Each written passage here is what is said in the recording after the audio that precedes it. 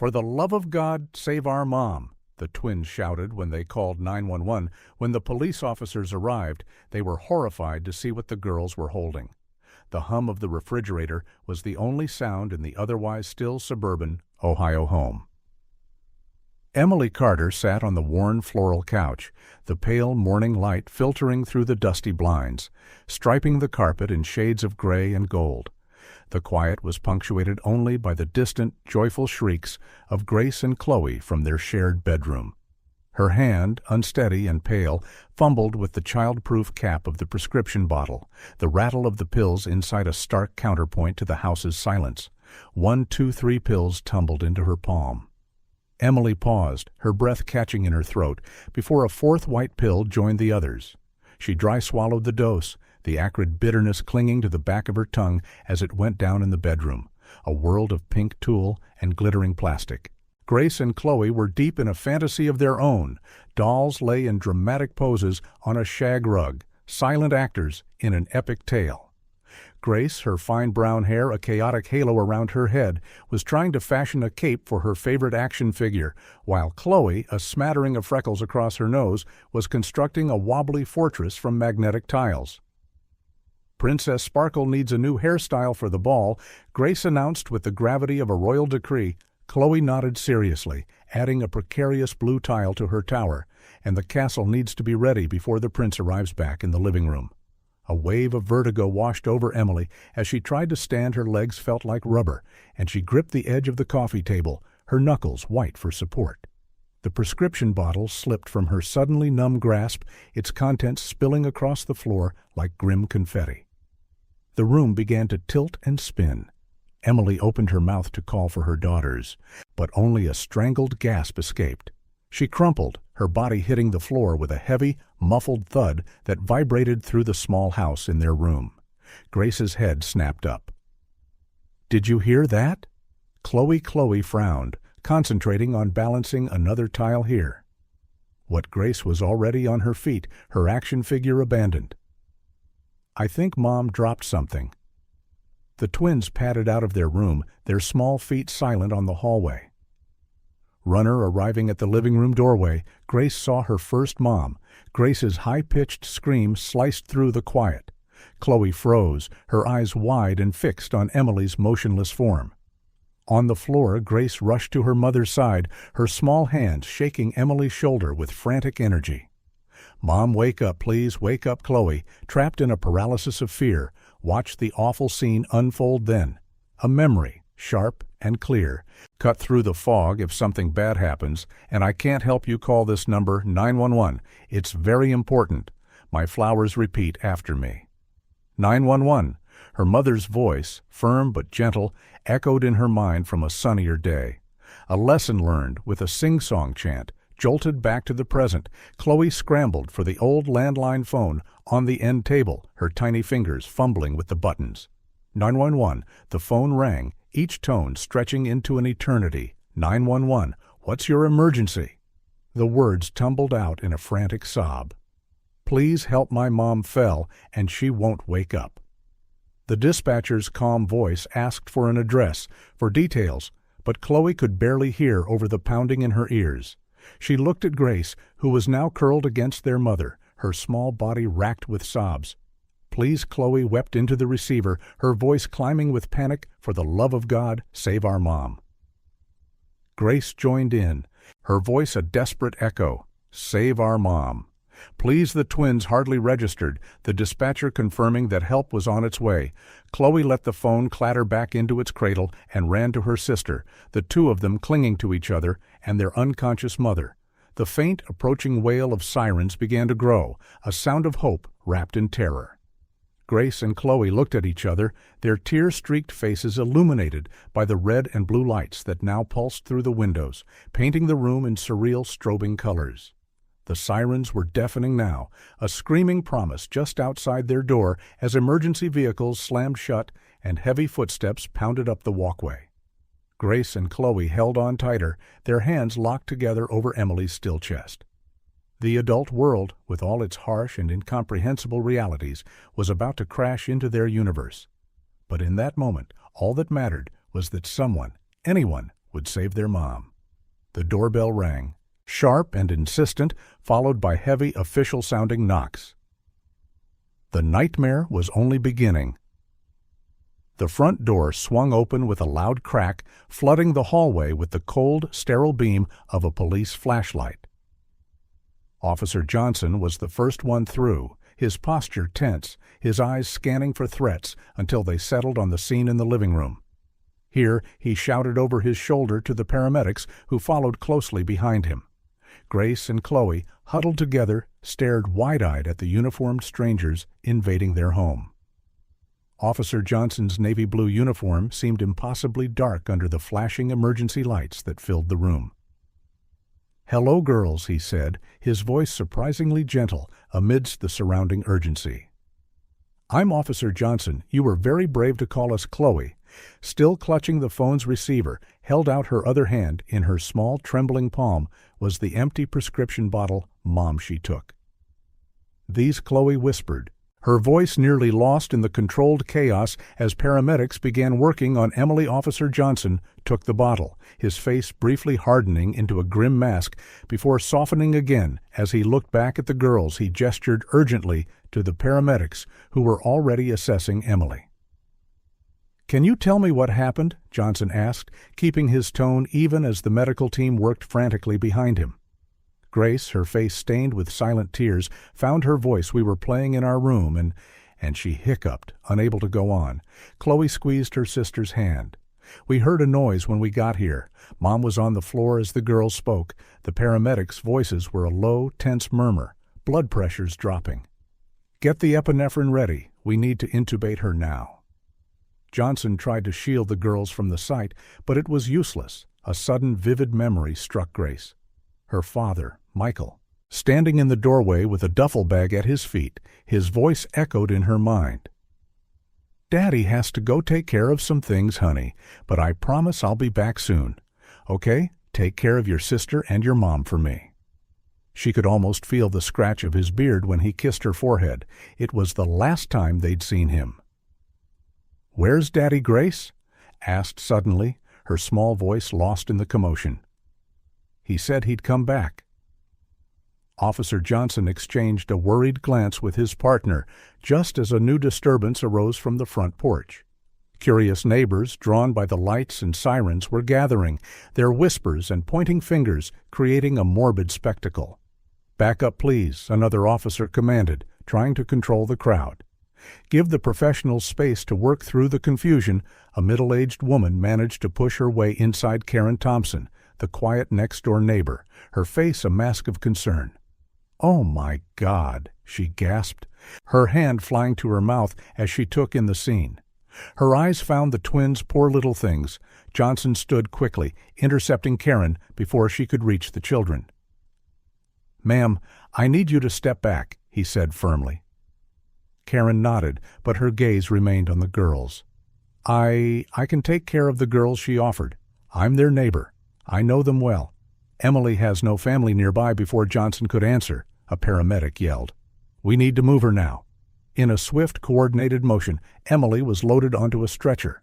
The twins watched, frozen as their mother was carried out, a tangle of tubes and wires attached to her still form. "Mom," Chloe cried out, trying to stand, but Johnson gently restrained her. "Your mom has to go to the hospital now," he explained, his voice both firm and kind. "The doctors will take very good care of her." Okay, Grace and Chloe, wrapped in each other's arms, watched as their mother was loaded into the ambulance, the flashing red lights casting long, dancing shadows across their living room. Johnson turned to Karen, who was wringing her hands anxiously. "Ma'am, can you take care of the girls for now?" he asked, his voice low. "We need to investigate the scene, and someone from social services will come by soon." Karen nodded vigorously. Of course, come on, sweetheart," she said, extending her hands to the twins. "Let's go to my house. I have fresh cookies, and you can play with Fluffy." Grace and Chloe looked uncertainly at Johnson. He gave them a reassuring nod. "It's okay, girls. Mrs. Thompson will look after you for a bit." "All right. I promise we'll let you know as soon as we have news about your mom." Reluctantly, the twins allowed Karen to lead them out of the house. As they stepped onto the porch, the ambulance's siren ripped through the air, and they turned just in time to see it speed away, carrying their mother toward an unknown fate, standing on the sidewalk, surrounded by the murmur of neighbors and the quiet authority of the police. The twins stopped. Their small faces were pale and tear-streaked. They looked at each other, then at the disappearing ambulance, its lights fading at the end of the street. Karen squeezed their hands. Gently. "Come on, sweethearts. Your mom will be fine. You'll see." But as they were guided to the neighboring house, Grace and Chloe felt a profound certainty that nothing would ever be the same. The world they knew had fractured in a single morning, leaving them adrift, clinging only to each other in a sea of fear. The door to Karen Thompson's house closed behind them, muffling the chaos outside, but the echo of the siren remained, a persistent reminder of the nightmare they were now living. The sterile corridors of St. Luke's Hospital were a blur of motion, doctors and nurses moving with practiced urgency, their hushed, serious voices bouncing off the tiled walls. At the center of it all was Emily, unconscious on a gurney as a medical team fought to save her gastric lavage completed.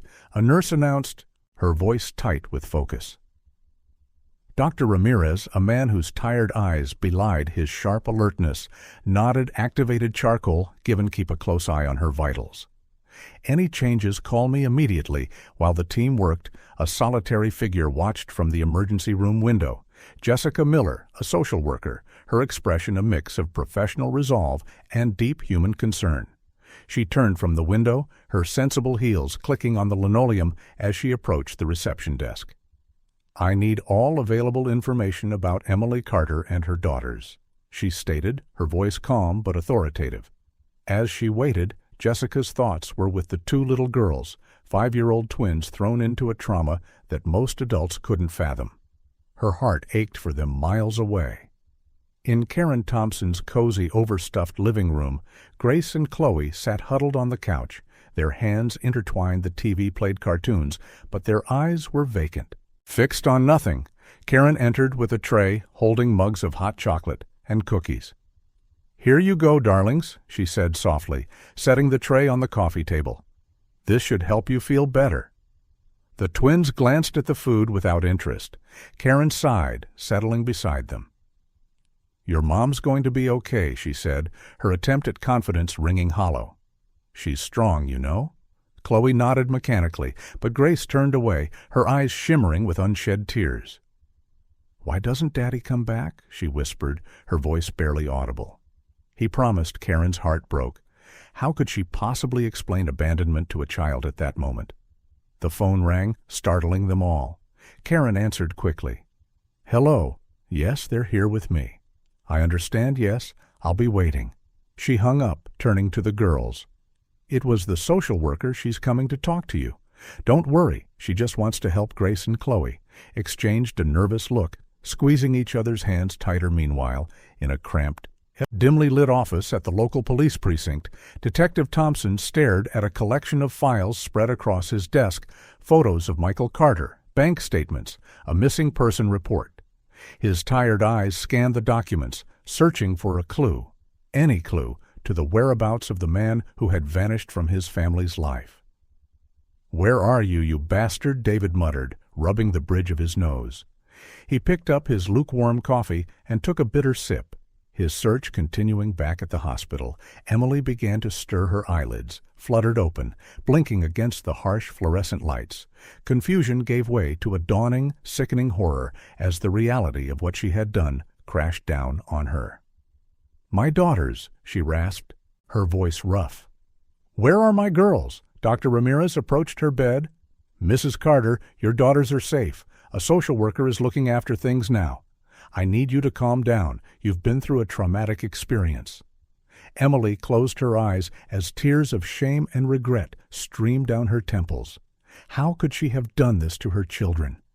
A flashback seared through her mind. Emily at the kitchen table, a mountain of bills and final notices spread before her. Her hands shook as she tore open another envelope. A foreclosure warning, another maxed-out credit card, the brutal truth of Michael's financial ruin materializing with each piece of paper. "How could you do this to us, Michael?" she had whispered to the empty room, her tears staining the cold official documents back in the present. Emily wept silently, the crushing weight of a year spent struggling alone, trying to hold everything together against a tide of debt, had finally broken her. Jessica Miller entered the room at that moment, her gaze taking in the situation with professional calm. She approached the bed, her expression serious but not unkind. "Mrs. Carter, I'm Jessica Miller, a social worker with... We need to talk about your daughters and your current situation." Emily nodded weakly, trying to compose herself. "My girls, are they all right?" Jessica pulled a chair to the bedside. "They're with a neighbor, Mrs. Thompson.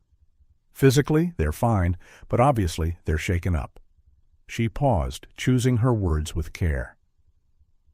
"Mrs. Carter, I need to assess your ability to care for the girls. What happened today is extremely serious." Emily shut her eyes against a fresh wave of guilt. I don't know what came over me. The bills, the debts. Ever since Michael left, it's been so hard. Jessica leaned in slightly. "Can you tell me more about that? About Michael and the financial situation?" Emily took a shaky breath, and the story poured out of her in a torrent of pain. She spoke of Michael's sudden disappearance nearly a year ago. Leaving her with a mountain of secret debt and 2 small girls to raise, she described her struggle to keep her job, to keep the house, to be a good mother while drowning. "I just wanted a moment of peace." Emily whispered, fresh tears tracing paths on her pale cheeks. "I just wanted the pain to stop for a moment. I never wanted to leave my girls." Jessica listened intently, making brief notes when Emily fell silent. She placed a gentle hand on her arm. "Emily, what you've been through, no one should face that alone. But we need to ensure this never happens again. Your daughters need you." Emily nodded, wiping her eyes. "I'll do anything therapy, proper medication, whatever it takes. I can't lose my girls. They're all I have." Jessica stood, her expression softening slightly. "We'll work on this together, Emily, but understand that the road won't be easy.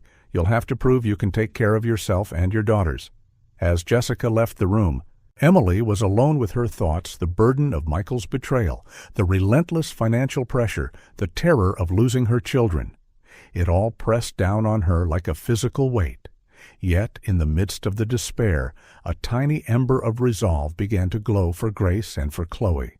She would fight. She would face her demons, tackle the debt, and rebuild her life because her love for her daughters was stronger than any betrayal, any bill, any moment of darkness. Emily closed her eyes, exhausted but determined. The path ahead was terrifying, but she would walk it for her girls. She would find the strength to go, and the late afternoon sun cast long, distorted shadows across the living room. As Emily Carter finally walked through her own front door, Grace and Chloe clinging to her hands, the quiet that met them felt heavy, unnatural. Emily forced a smile that didn't reach her tired eyes. "Well, we're home, my flowers," she said, her voice unsteady as she aimed for cheerfulness. The twins looked around the familiar space as if it were a foreign country. Chloe tightened her grip on Emily's hand. "Mom," she whispered, "you're not going to, you know." Emily knelt, pulling them into a fierce, protective hug. "Never again. My love, I promise Mom's going to be okay now." But as she held them, a knot of anxiety tightened in her stomach. The bills were still there, now joined by a fresh stack of hospital expenses. She needed a job, and she needed it yesterday, in the following days. A fragile new routine began to form. Jessica Miller, the social worker, became a regular presence, her observant gaze missing nothing. "How are things today?" Jessica asked during one visit, sitting at the scuffed kitchen table with Emily. Emily sighed, running a hand through her unwashed hair. "I'm trying the girls. Their anxious Chloe had nightmares last night." Jessica nodded, making a note. "And the job search." Emily bit her lip, the frustration plain on her face. 3 interviews this week, they all ended. As soon as I mentioned my recent hospitalization in the master bedroom, Grace was quietly exploring the drawers. She wasn't sure what she was searching for. Just a feeling, a need to find something that explained why her dad was gone. That's when her fingers brushed against a packet of yellowed papers tucked beneath a pile of old sweaters. Letters her father's familiar, sloping handwriting was unmistakable. "Chloe," she called in a hushed, urgent tone. "Come here." Chloe tiptoed in, her expression a mix of curiosity and apprehension.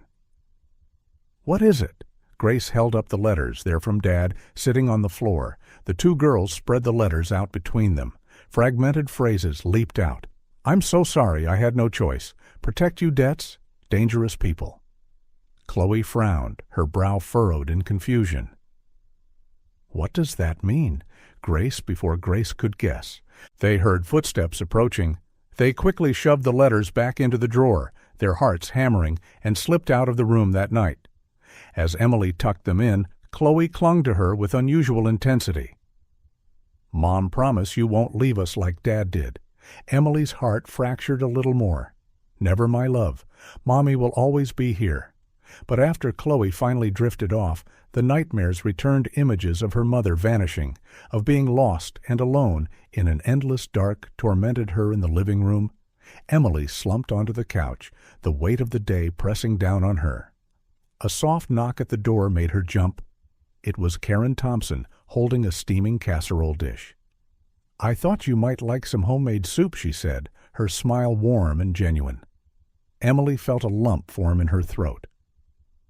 "You didn't have to nonsense," Karen interrupted gently, stepping inside. "It's what neighbors do." As Karen served the soup, Emily found herself confiding in her, the words tumbling out, the bills, the fruitless job search, the gnawing fear of losing the house. Karen listened, her face a mask of sympathy. "Oh dear," she said finally. "If there's anything I can do to help," Emily shook her head, wiping at her eyes. "You already do so much." Just having someone to talk to, Karen took Emily's hand and squeezed it gently. "I'm here for whatever you need, always." Meanwhile, in his cluttered office, Detective Thompson stared at a new set of documents, bank transfers, phone records, all linked to Michael Carter. "Damn it," he muttered, rubbing his exhausted eyes. A pattern was taking shape, and it pointed to something ugly. Large sums of money, calls to suspicious numbers, unexplained travel. Thompson picked up his phone and dialed a familiar extension. "Linda, it's Thompson. I need you to check out some transactions for me. I think our man was into something big before he disappeared." Hanging up, he leaned back, his mind racing whatever Michael had gotten himself into. It was serious enough to make him abandon his family, and now that same family might still be in danger back at the Carter house. Emily sat at her kitchen table, staring at the pile of bills. The numbers swam before her eyes, each one a nail in the coffin of her financial security. Her gaze swept over the familiar rooms, seeing ghosts of happier times, her daughter's first steps, birthdays, Christmases woven into the very walls. With a shuddering sigh, Emily picked up the phone, her fingers trembling as she dialed. "Hello, this is Emily Carter. I'd like to schedule an appraisal to sell the house." Each word was a small, sharp pain, but as she spoke to the realtor, her eyes drifted toward the twins' bedroom.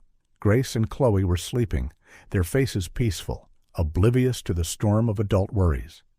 For them, Emily thought for them.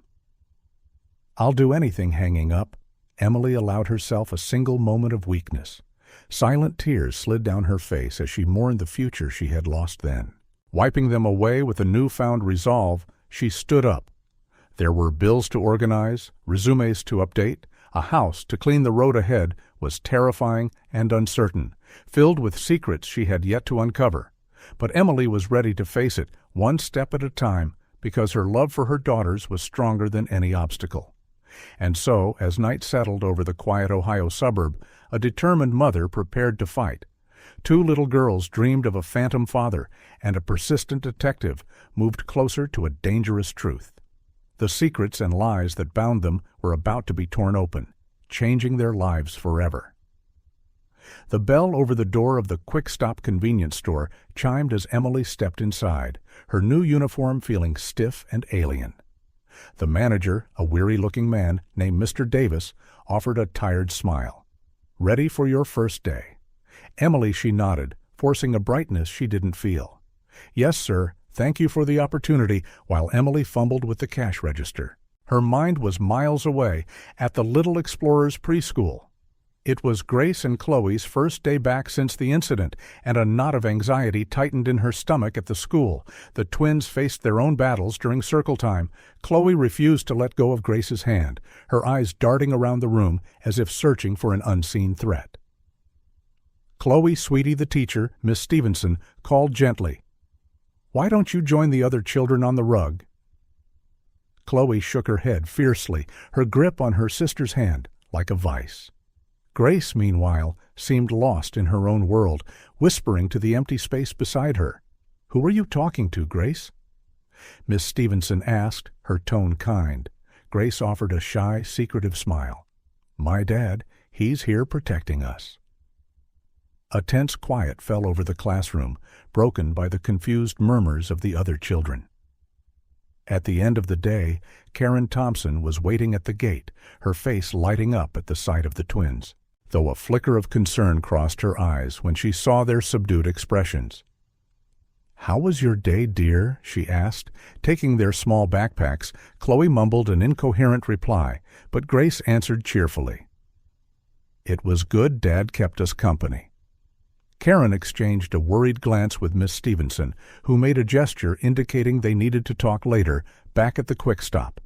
Emily struggled to concentrate. Every customer who entered made her jump, her heart hammering with the irrational fear that it might be Michael or someone with bad news about the girls, Emily.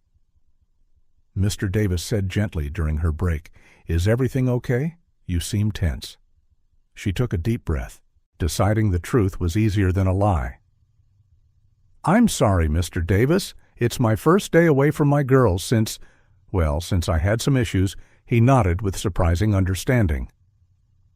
"Look, if you need to make a quick call to check on them, that's fine. Just don't let it become a habit. Okay?" A wave of relief washed over Emily. "Thank you, Mr. Davis." Really, meanwhile, back in his office, Detective Thompson had a breakthrough. An informant had provided records of shady transactions linked to a shell company, and at the center of it all was Michael Carter. "My God," Michael Thompson muttered, running a hand through his graying hair. "What have you gotten yourself into?" He picked up the phone, his movements sharp and decisive. "Linda, I need a warrant." "I think we found our connection that afternoon at the Carter house." Karen helped the twins with a coloring project. Chloe stood by the front window, her small face pressed against the glass, watching the empty street. "Rose, dear," Karen said gently, "your mom won't be back for a while. How about coloring a picture for her?" Chloe shook her head, her gaze unwavering. "What if she doesn't come back?" Karen's heart ached. "She will come back, darling. Your mother loves you more than anything across the room." Grace chattered away to the empty air beside her. "No, Dad. Chloe doesn't want to play right now. She's waiting for Mom." Karen watched with a growing sense of unease. Grace's imaginary friend was becoming more and more real to her when Emily finally arrived home. Exhausted but grateful to have survived her first day, she was met by Chloe's desperate, clinging hug. "Mom." "You came back," Chloe cried, tears welling in her eyes. Emily knelt, wrapping her daughter in her arms. "Of course I came back, my love, I always will." Karen used the moment to pull Emily aside. "Emily, we need to talk about the girls." The school called Emily's stomach plummeted more problems. Another plate to keep spinning in her precarious balancing act. The following evening, Emily found herself in the office of her new therapist, Dr. Evans. The soft lighting and comfortable armchair did little to soothe her frayed nerves. So Dr. Evans began gently, "Why don't you tell me what brings you here?" Emily took a deep breath, and the words spilled out. Michael, the debt, the suicide attempt, the constant gnawing fear of failing her daughters. Dr. Evans listened patiently, making occasional notes. When Emily finally fell silent, emotionally drained, Dr. Evans leaned forward. "Emily, you're carrying a tremendous burden, but the fact you're here seeking help is already a big step. We'll work together to find strategies to cope with your anxiety and depression." "Okay." Emily nodded, a flicker of hope igniting within her for the first time in a long time. Meanwhile, back at home, Chloe was making her nightly rounds, checking the locks on the doors and windows. Grace trailed behind her. Chatting happily to her invisible companion, Chloe's dad says, "You don't need to worry. He's protecting us," Grace said brightly. Chloe whirled around, her face tight with frustration. "Stop saying that Grace's dad's not here." "He left us." Grace shrank back, her feelings hurt, as Chloe continued her obsessive patrol late that night. After the girls were asleep, Emily sat at the kitchen table, a sheaf of papers spread before her: bank statements, credit card bills, letters from collection agencies. Each one a chapter in the story of Michael's financial betrayal. One statement caught her eye. A large wire transfer made just days before he vanished, sent to an account she had never seen before. "What did you do, Michael?" she whispered to the empty room. The truth was solidifying in her mind. This wasn't just a man running from debt. There was something more, something dangerous. The soft patter of feet on the linoleum pulled her from her thoughts. Chloe stood in the doorway, her eyes wide with fear. "Mom, are you going to sleep soon?" Emily quickly gathered the papers, hiding them from view. "Of course, my love. I'm just finishing up a few things. Come on, I'll tuck you in again."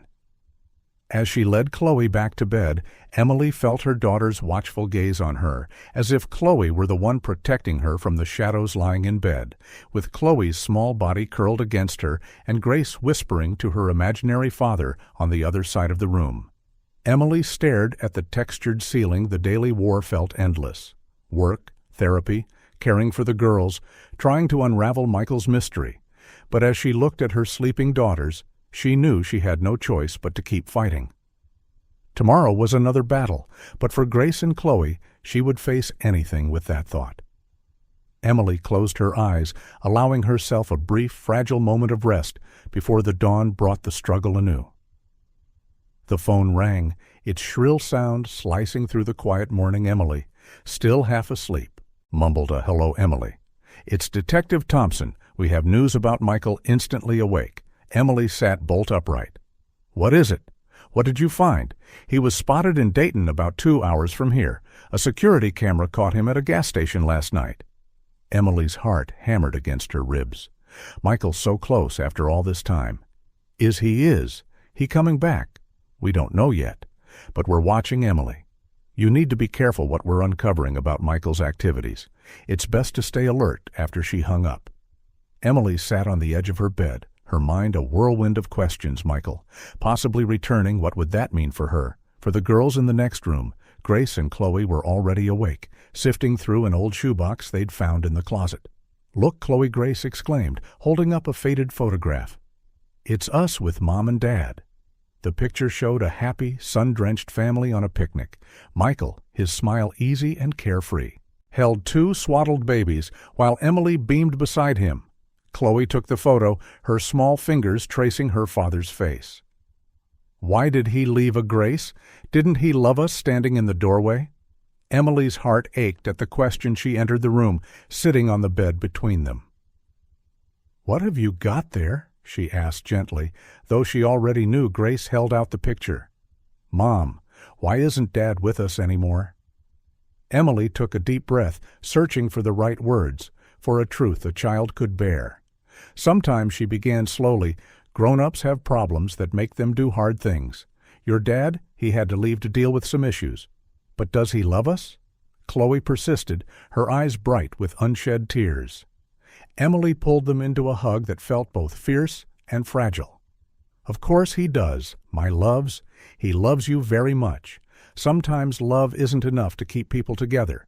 But that doesn't mean it stops existing." Later that day, as Emily was making sandwiches for lunch, Karen Thompson stopped by, so she began casually, helping chop celery for the salad. Any news on Michael? Emily hesitated, a flicker of distrust, a new and uncomfortable feeling made her guarded, know nothing. Yet she lied, deciding to keep the information to herself. For now, Karen nodded, but Emily saw a flash of something, disappointment, in her eyes. "Well, I'm sure he'll show up eventually. Men like Michael always do." The way she said, "men like Michael," made Emily wonder just how much her quiet neighbor really knew that night. Sleep wouldn't come instead. Emily drifted into memory. It was a perfect Sunday afternoon. Michael was spinning Grace in the air, her giggles echoing through the backyard. Chloe clung to Emily's leg, watching with a mixture of fascination and fear. "Come on, Rosie," Michael had called, using his pet name for her, holding out his arms. "Daddy promises he won't let you fall." Hesitantly, Chloe had taken a step forward, and Michael had scooped her up, spinning her gently. Slowly, the look of pure, unadulterated joy on Chloe's face was a memory Emily had clung to for months watching them. Her heart had felt so full it might burst in that moment. Everything was perfect back in the present. Emily wiped a tear from her cheek. How had it all gone so wrong the next day? While sorting through old storage bins in the basement, Emily found a dusty address book. Her fingers paused on a name: Elizabeth and Thomas Carter, Michael's parents. They had cut ties after he left, somehow blaming her for his disappearance. But now, with Michael potentially close, Emily picked up her cell phone, her thumb hovering over their number. Should she call, they deserved to know before she could decide. Her phone rang. It was Detective Thompson again. "Emily, we found something." "Michael, he's involved in a financial fraud network. We're talking millions of dollars." Emily felt the basement floor tilt beneath her. "What, that can't be." "I'm sorry, Emily, but the evidence is clear. He might be coming back, not just for you and the girls, but because he's on the run from something or someone." After hanging up, Emily sank onto a dusty crate. Stunned Michael, a criminal. How had she been so blind at the preschool? The twins were having a difficult day during story time when the teacher read a book about a father bear. Chloe snapped. "Fathers are liars," she shouted. Knocking the book from the teacher's hands, they promised to stay and then leave Grace. On the other hand, retreated into herself, whispering to her invisible companion, "That's not true, right, Dad? You'd never leave us on purpose." The alarmed teacher called Emily at the quick stop, trying to process it all. Michael's potential return, his criminal life, the girl's escalating distress. Emily felt her head spin. The brightly colored candy bars on the shelf she was stocking began to blur. "Emily," Mr. Davis's voice sounded like it was coming from the end of a long tunnel. "Are you okay?" Suddenly, the world went black.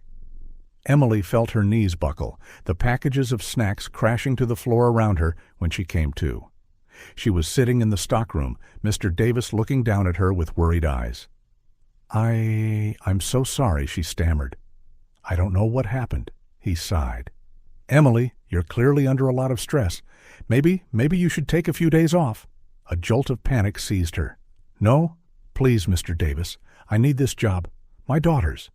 He held up a hand, stopping her. "I'm not firing you, but I need you to take care of yourself. Go home, rest, come back when you're better." Emily nodded, tears of frustration and helplessness welling in her eyes as she gathered her things. The stark reality of her situation hit her with full force. Michael, a fugitive. Michael, might be on his way back. Her girls were suffering, and she was falling apart at the seams, standing on the sidewalk outside the store. Emily looked up at the gray Ohio sky, searching for a strength she wasn't sure she had.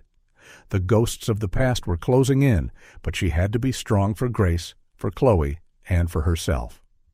With a resolute sigh, she started the walk home. No matter what Michael brought back with him, she would face it because her love for her daughters was stronger than any ghost from the past. Detective Thompson's office was a cramped space, filled with the smell of stale coffee and the low hum of a computer tower at the center of the organized chaos. A corkboard was covered in photos, documents, and connecting lines of red yarn. Emily sat rigidly in a hard plastic chair, her hands clenched in her lap. "Remember, Emily," Detective Thompson said, his voice low and serious.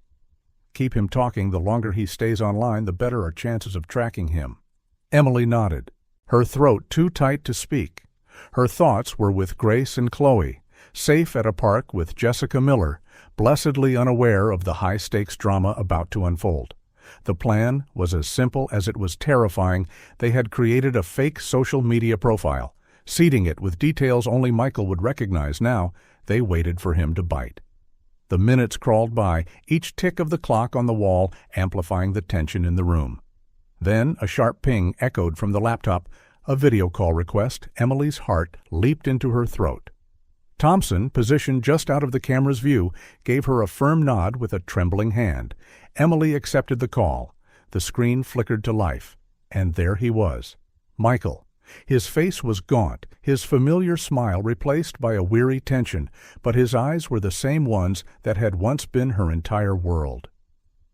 Michael Emily's voice was a ragged whisper as a storm of conflicting emotions, anger, hurt, confusion, and a shocking sliver of relief threatened to overwhelm her. Michael Jack's voice was hoarse, rough from disuse for a long moment. They just stared at each other across the digital divide, a year of unspoken words hanging heavy in the air between them. Finally, Emily found her voice. "Why, Michael? Why did you leave us?" He closed his eyes, a flicker of pain crossing his face. "Emily, I never wanted to hurt you. You have to believe me." "Believe you?" Emily's anger surged, hot and sharp. "You disappeared in the middle of the night, leaving me with 2 little kids and a mountain of debt. And now I find out you're involved in fraud. Who are you really?"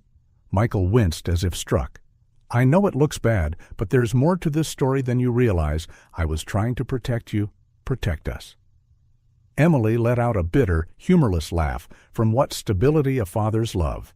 As they argued, Thompson worked furiously in the background, his fingers flying across a keyboard, a frown of concentration deepening on his face on the screen. Michael looked older, worn down.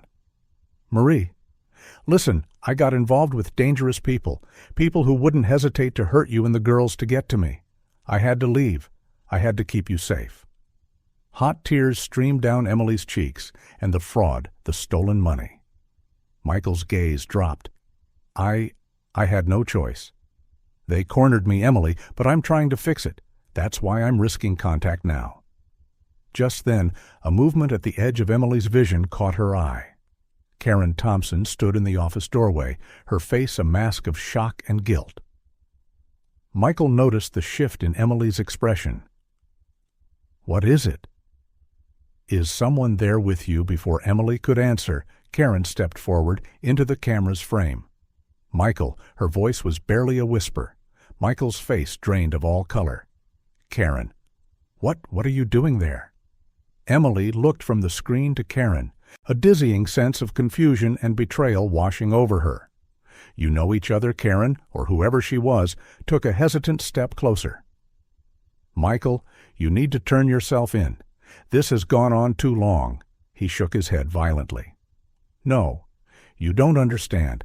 If I turn myself in now, everything will have been for nothing. Emily, the girls, they'll still be in danger." The mention of the twins made Emily's spine stiffen. "Michael, the girls, they miss you. Lily has an imaginary friend who looks like you. They need their dad." A shadow of profound pain crossed Michael's face. "I know I want to see them. Please, Emily." Just once, part of Emily wanted to scream, to deny him anything after the hell he'd put them through. But another part, the part that remembered the doting father he'd been, wavered. Detective Thompson, still out of sight, shook his head, a silent, urgent warning. I don't know."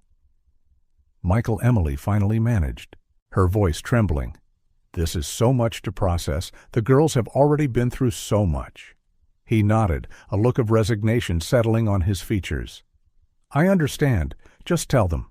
I love them. Okay, that Daddy loves them so much." Suddenly, the screen pixelated and froze. "Marie, I have to go. They might be tracing me." The connection died, leaving only a black reflective screen. No, Thompson shouted, slamming his fist on his desk in frustration. "We almost had him." Emily slumped in her chair, feeling hollowed out, emotionally and physically. Karen stood frozen, looking guilty and lost. "I think we all have a lot to explain," Emily said finally, her voice shaking. Thompson turned to Karen, his eyes hard as steel. "Starting with you, who are you really? And how do you know?" Karen let out a long, weary sigh. "My real name is Claire Thompson. I was Michael's business partner, and his sister Emily felt the floor drop out from under her. A sister. Michael had never once mentioned a sister. How many more lies had there been? The office was thick with a heavy silence, broken only by the whirring of the computer. Marie stared at the dark laptop screen, Michael's haunted face seared into her memory. Who were these dangerous people he was so afraid of? Why did he think the girls were still in danger, and what was Karen or Claire's real role in all this? One thing was certain: this brief, disastrous encounter hadn't provided answers.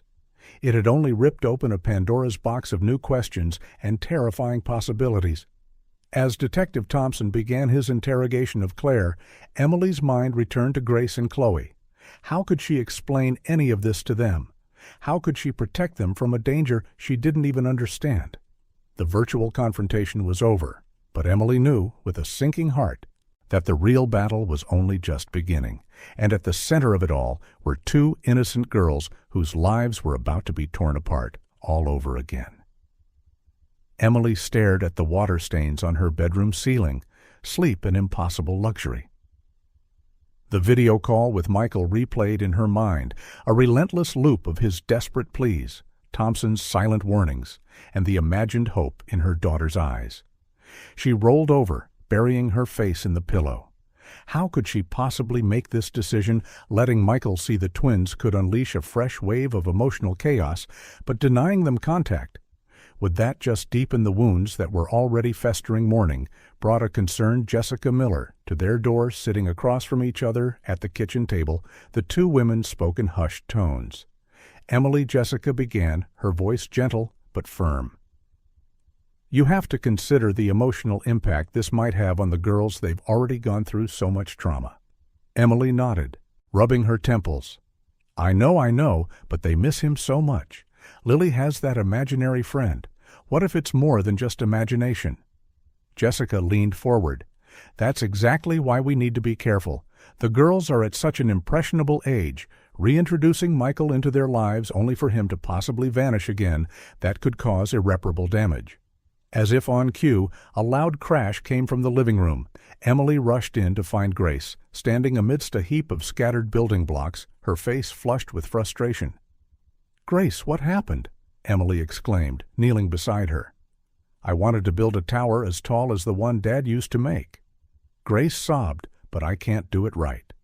Chloe, standing in the doorway, watched with a mixture of sorrow and anger. "Dad's not here."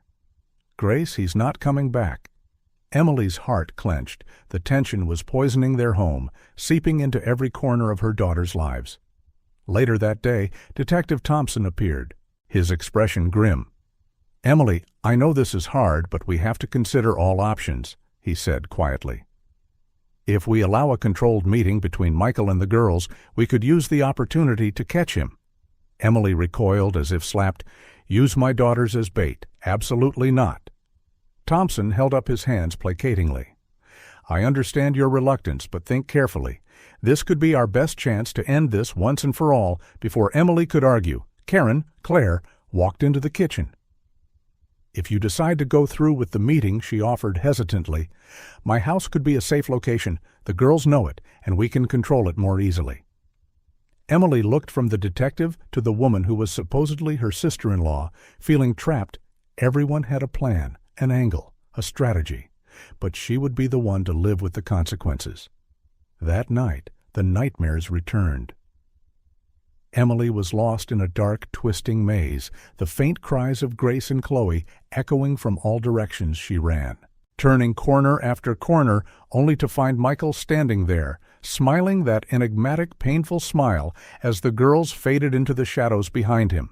She woke with a gasp, drenched in a cold sweat. The fear of losing her daughters, to Michael, to her own bad decisions, was a living thing in the next room. The twins were whispering in the dark. Chloe Grace murmured, "I need to tell you a secret." Chloe turned over, her curiosity piqued. What secret? Grace hesitated, then plunged ahead. "I saw Dad for real. Not just my special friend." Chloe sat bolt upright in her bed. When the other day when I was playing in the yard, he was standing by the fence. He smiled at me and told me to be quiet." Grace whispered. Chloe was silent for a long, heavy moment. "Why didn't you tell Mom?" Grace hugged her stuffed bear tightly. "Dad asked me not to. He said it was our secret." A confusing cocktail of emotions churned inside Chloe. Anger that her father had chosen Grace, not her. Fear of what it all meant. And a deep, buried longing to see him herself. Do you think he'll come back?" Chloe asked, her voice small in the darkness. Grace shrugged. "I don't know, but I wish he would." "I miss him." Chloe nodded silently in the dark. She missed him too, but her fierce loyalty to her mother, who had stayed, warred with that desperate wish. The next morning, a call from the bank added another layer of confusion. Mrs. Carter, the manager's voice, was cautious. "We've noticed some unusual transfer attempts to your account. Someone's been trying to deposit large amounts of money, but they were blocked by our security protocols." Emily's stomach twisted into a knot. Where are these transfers coming from? There was a pause. "They're from obscure origins, likely offshore accounts. Given your recent family history, we thought we should alert you after hanging up." Emily sank into a kitchen chair. Michael was trying to send her money. Was it a genuine attempt to help, or was it something more sinister? The weight of it all was crushing. She glanced out the window and saw her daughters in the backyard. Grace kept looking toward the fence line as if expecting someone to appear. Chloe divided her time between playing and watching her sister, her little face etched with a worry that no 5-year-old should carry. Emily knew she had to make a choice. A supervised meeting with Michael could bring chaos and danger, but denying it could prolong the agony. Her children were already in the money. The secret sightings, Michael's pleas, Jessica's warnings, Thompson's pressure, it all swirled into a dizzying storm in her mind. But in the end, her decision had to be rooted in one thing: the well-being of Grace and Chloe. But what did that even mean anymore? With a deep, shaky breath, Emily picked up her phone. It was time to make a decision one way or another. The future of her family depended on it.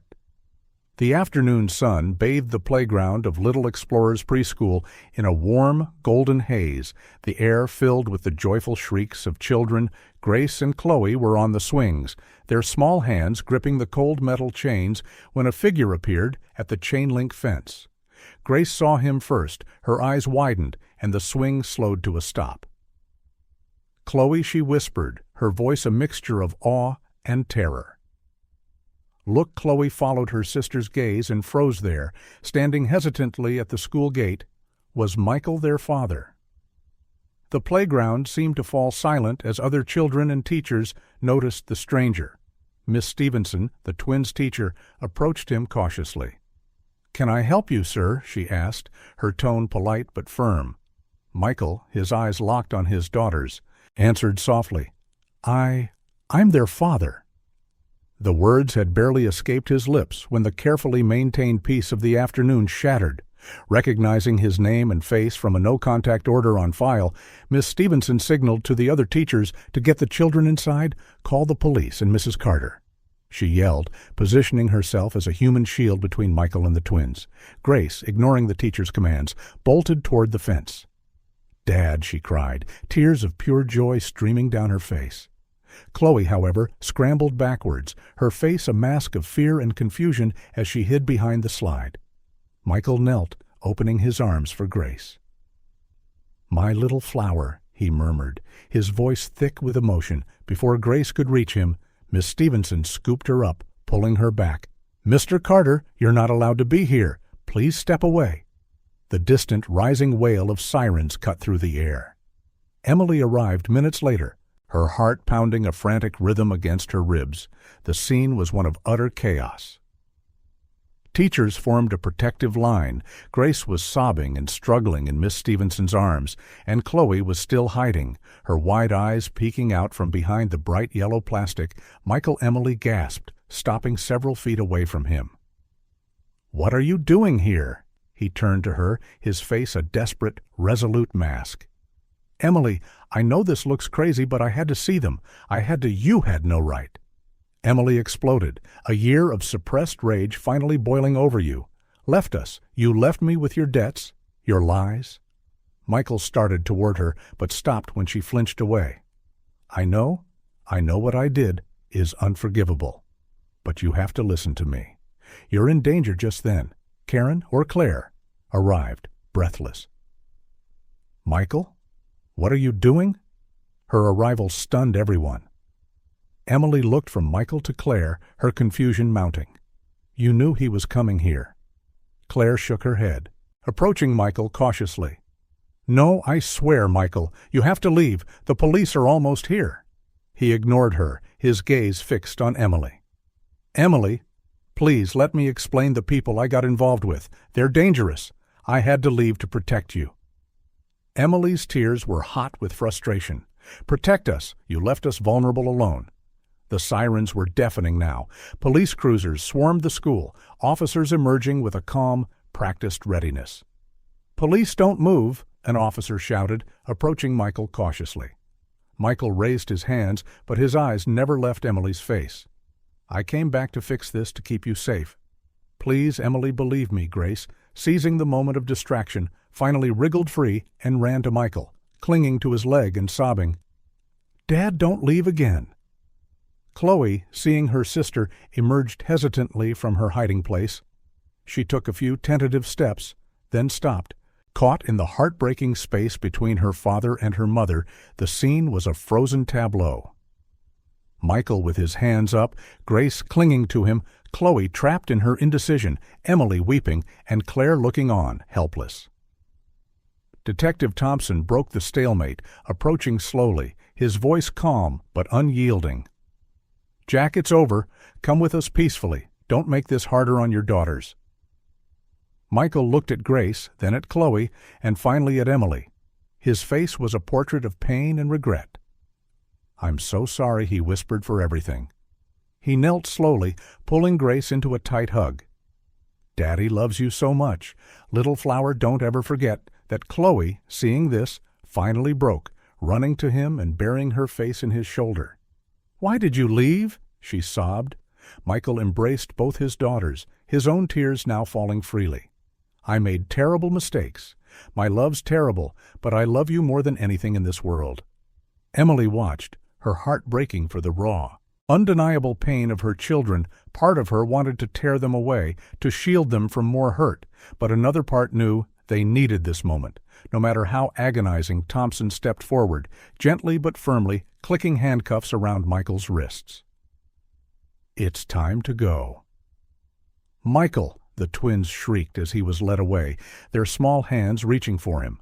Emily gathered them into her arms, her own tears mingling with theirs as Michael was placed in the back of a squad car. He looked back at his fractured family. "One last time, I'll fix this," he promised, his voice muffled by the glass. "I'll fix everything." The car door slammed shut, and the cruiser pulled away, taking him from them once more. Grace and Chloe sobbed inconsolably in Emily's arms as she stood there, feeling utterly adrift in the wreckage of her life.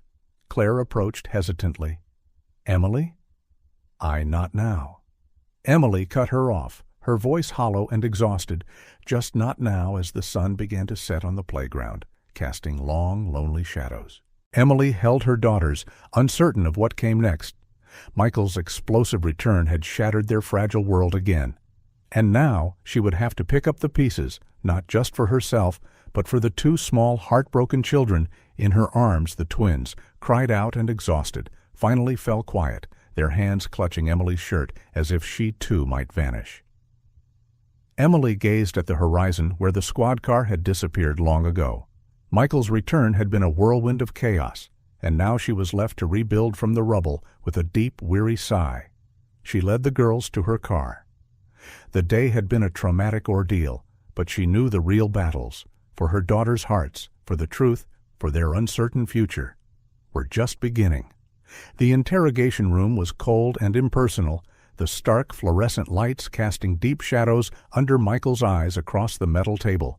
Detective Thompson watched him, the quiet intensity of a seasoned officer who knew a dam was about to break. "Okay," Michael Thompson began, his voice even and calm. "It's time for the truth. Who are these dangerous people you were running from?" Michael closed his eyes for a long moment, gathering himself. When he opened them, they held a resolve. Thompson hadn't seen before. They're called the Syndicate. Michael said, his voice low and steady, an international criminal organization specializing in high-level financial fraud. I was recruited by them years ago before I even met. Emily Thompson leaned forward, intrigued. Go on. At first it seemed harmless, little manipulations here and there, but then things got bigger, more dangerous. When I tried to leave, they threatened my family." Michael swallowed hard, the pain in his eyes raw and real. "I had no choice but to disappear to keep them safe in an adjacent room." Emily stared at Karen, at Claire, with a look of profound shock and betrayal. "You're his sister this whole time?" Emily asked. Her voice shaking, Claire nodded, her own face etched with sadness. "I'm sorry for lying, Emily, but it was necessary to keep you safe. I'm an undercover agent working with the authorities to bring down the syndicate." Emily felt the floor tilt beneath her, her entire reality crumbling around her in another part of the precinct. A child psychologist was speaking gently with Grace and Chloe. "How did you feel when you saw your dad there?" she asked softly. Grace, her eyes still puffy from crying, answered, "First, I was happy I missed him so much." Chloe, however, was silent for a long moment before speaking. "I was scared and mad. He left us." The psychologist nodded understandingly. "It's normal to have mixed feelings in a situation like this." Back in the interrogation room, Michael continued his confession. "I never stopped trying to protect them," he said, his own tears finally falling. "I worked with the authorities, giving them crucial information about the syndicate. It was the only way to ensure that one day I could come back to my family safely." Thompson nodded slowly. "It's true. Michael has been a valuable informant over the past few years. His intel has helped us make significant strides against the syndicate." Emily, watching now through the one-way mirror, felt her head spin.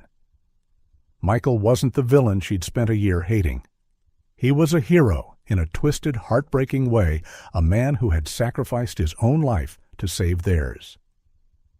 Claire moved to stand beside her, placing a gentle hand on her shoulder. "I know this is a lot, Emily, but Michael truly loves you. Everything he did was to protect you and the girls." Emily turned to her, fresh tears in her eyes. "Why didn't you tell me sooner? I couldn't," Claire said softly. "The less you knew, the safer you were. My job was to stay nearby and make sure you were protected out in the hallway." Grace and Chloe waited on a hard bench, their hands clasped together. Grace whispered, "You think Dad will stay with us now?" Chloe frowned, her small face a mess of confusion and fear. "I don't know, Grace. I don't know who to believe anymore." The door opened, and Emily emerged, her expression a kaleidoscope of conflicting emotions. She knelt and pulled the twins into a crushing hug. "My flowers," she said, her voice thick but clear. "Things with your dad are complicated, but I want you to know he loves you very much. Everything he did was to protect us." The girls stared up at her, their eyes wide with questions they couldn't yet form. Emily took a deep breath, knowing the choice she was about to make would redefine their entire lives. She glanced at Detective Thompson, who gave her an encouraging nod, then at Claire, who offered a small, sad smile. "Girls," Emily began, her voice trembling but resolute, "how would you feel about seeing Dad for real this time?"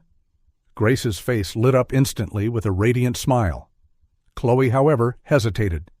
"He's not going to leave again?" Chloe asked, her voice small and fragile. Emily hugged her tighter. "No, my love, this time. I believe he's here to stay." As Emily led the twins towards the room where Michael was waiting, she knew the path ahead would be fraught with difficulty. There would be hard conversations, tears, and lingering doubts, but for the first time in a year, there was hope.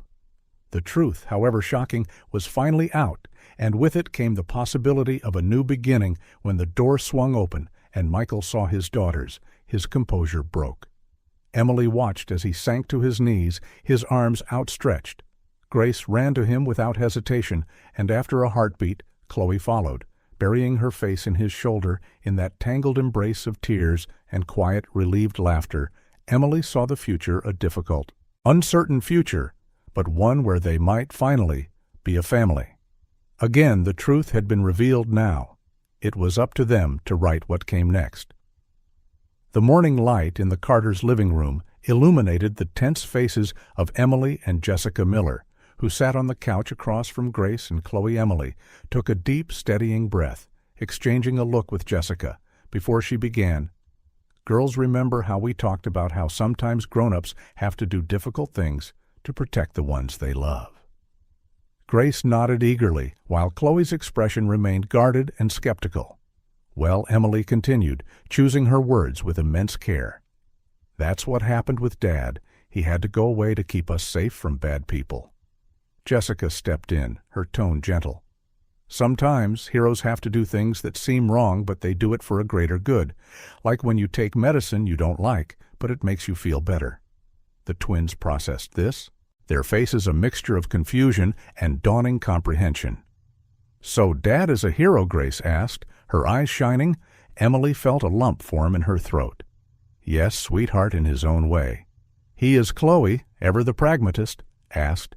"But is he going to stay now?" "He's going to try," Emily answered honestly, "but it's going to take time for things to feel normal." Again that afternoon, Michael was released on bail, standing on the sidewalk in front of the precinct. He looked smaller, more vulnerable than Emily remembered. Their eyes met across the parking lot, and a year of pain, love, and regret passed between them in a silent moment. "Thank you for giving me this chance," Michael said softly. When he reached her, Emily just nodded, not trusting her voice. The following days were an emotional minefield. The family began joint therapy sessions, sitting awkwardly in Dr. Evans' comfortable office, each of them struggling to give voice to the feelings they had buried for so long. Michael, the therapist, began gently, "Why don't you tell the girls how you felt being away?" Michael swallowed, his gaze fixed on his daughters. "I missed you so much. Every day was torture, knowing I couldn't be there to watch you grow." Grace leaned forward, desperate for the connection, while Chloe hung back, watching, always watching. The first supervised visit was a storm of hesitant emotions. Michael arrived with gifts, not store-bought, but things he had made during his time away: a small, hand-carved wooden horse for Grace, a leather-bound journal for Chloe. "I thought of you every single day," he said, his voice thick with unshed tears. Grace threw her arms around his neck, but Chloe only accepted the journal with a tentative, flickering smile. Emily watched from the kitchen, her heart a tangled mess of anger, relief, and profound uncertainty. News of Michael's return spread through the quiet Ohio suburb like wildfire. Some neighbors, like Mrs. Henderson, brought over casseroles and offered quiet words of support. Others whispered behind cupped hands at the grocery store, their judgment palpable in the air. Mrs. Peterson, an elderly neighbor, stopped Emily in the cereal aisle. "Sweetheart, if you need anything, we're here for you. We all make mistakes. What matters is how we fix them." Determined to atone, Michael threw himself into the rhythms of family life. He helped with homework, fixed the leaky faucet, attempted to cook dinner. Each small act a brick in the foundation of trust. He was desperately trying to rebuild. One night, as they were washing dishes, a soapy glass slipped from Emily's hand. Michael caught it instinctively, his hand covering hers. For a brief electric moment their eyes met, and it was as if no time had passed at all. Emily's heart did a strange, confusing flip at the familiar intimacy. Slowly, the girls began to heal. Grace flourished with her father's attention, her laughter becoming a frequent sound in the house again. Chloe, though still cautious, began to let her guard down one afternoon. Michael was helping her with a difficult math problem.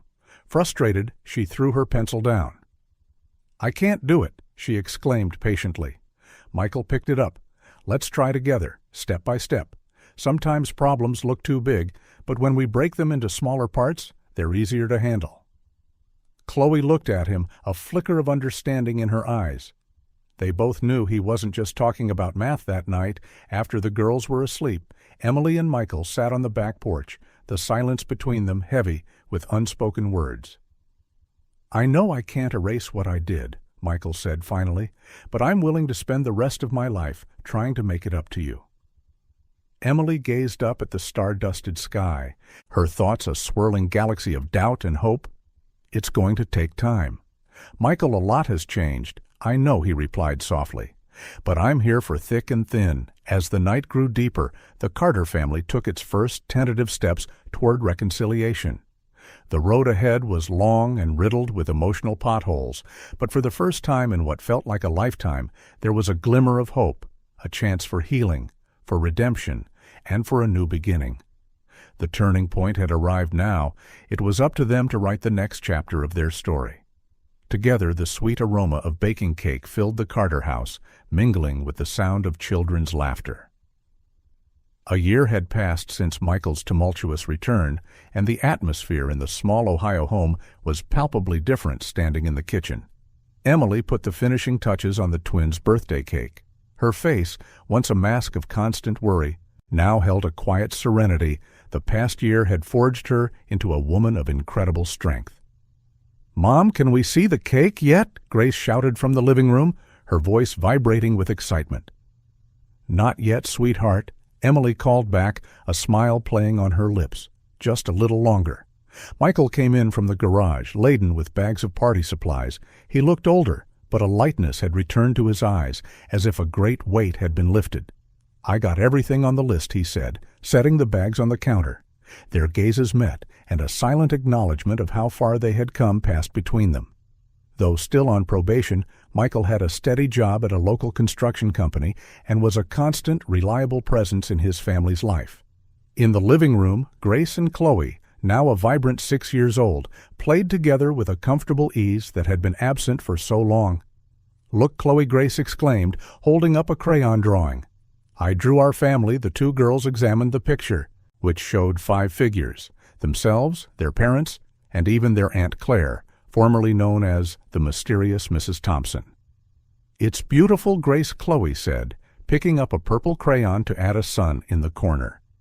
Every aspect of the scene was a testament to their journey. Months of therapy, tearful late-night talks, and the slow, arduous work of rebuilding trust had finally brought a sense of peace to the Carter home as they set up for the party. Each of them reflected on the battles, when the mountain of debt Michael had left was now a manageable hill, each payment a small victory. The emotional scars, though still present, were fading faced together. The nightmares and anxieties had less power some time ago.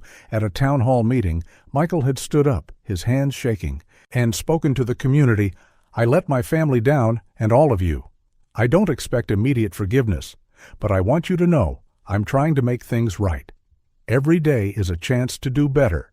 His raw honesty had disarmed many, and slowly the community had begun to open its arms to them again. Emily and Michael's own relationship was a work in progress, a delicate tapestry being rewoven thread by painful thread. "I still have nightmares," sometimes Emily had confided in him one evening. "I dream you're leaving again?" He had taken her hand, his grip firm and reassuring. "I understand, and I'll prove every day that I'm here to stay." The twins' birthday arrived, feeling like a true rebirth. The house filled with balloons, friends, and the smell of chocolate cake when everything was ready. Grace and Chloe ran into the kitchen, their eyes wide with wonder. "Happy birthday, my flowers," Emily said, her own eyes misty. Jack stood beside her, his smile wide and genuine after a year.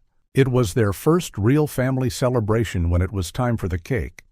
Emily and Michael stood behind the twins, each with a hand on a daughter's shoulder, ready to blow out the candles. Michael asked, his voice thick with emotion.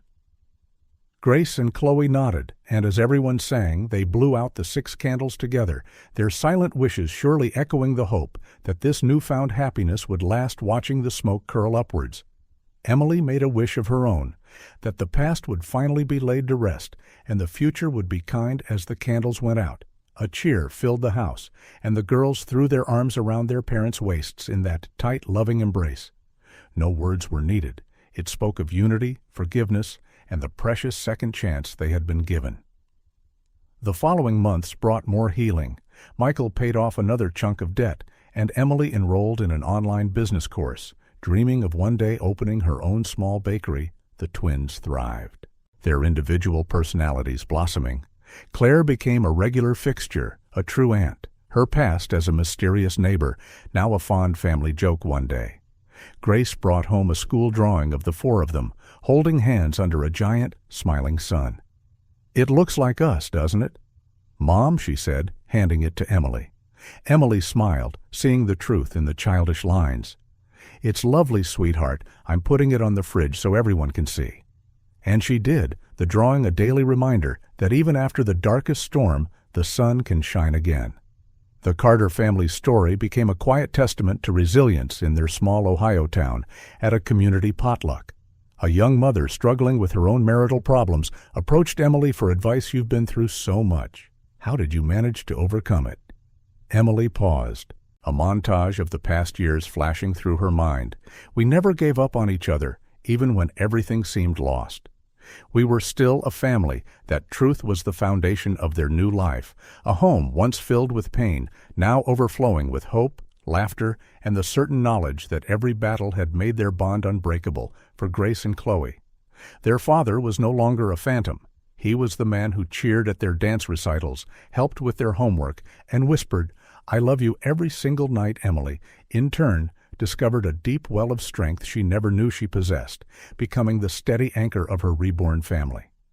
As time passed, the community's memory of the scandal faded, replaced by admiration for the family's strength. The whispers were replaced by friendly greetings, the judgmental stares by warm smiles. The second anniversary of Michael's return was marked not with a party, but with a quiet, meaningful gathering in their backyard to renew their vows, surrounded by a small group of friends and neighbors, the people who had supported them through the storm. They stood together under a simple floral arch, Grace and Chloe, as flower girls, scattered petals at their feet. Emily, in a simple white dress, smiled at Michael, her eyes clear and full of a love that had been tested by fire and emerged stronger. "Marie, you taught me the power of forgiveness. You showed me that love can overcome barriers that seem impossible. Today I renew my commitment to stand by your side through every laugh and every tear." Michael's voice was thick with emotion. "Jack, you showed me that we can all start over, that even after the biggest fall, we can get up and keep going today. I renew my vow to walk beside you unafraid," as they sealed their renewed vows with a kiss. Their daughters cheered, and their friends applauded, in that moment, under the warm Ohio sun. The Carter family was not just surviving, they were thriving, their story a powerful testament to the fact that it's never too late for a new beginning.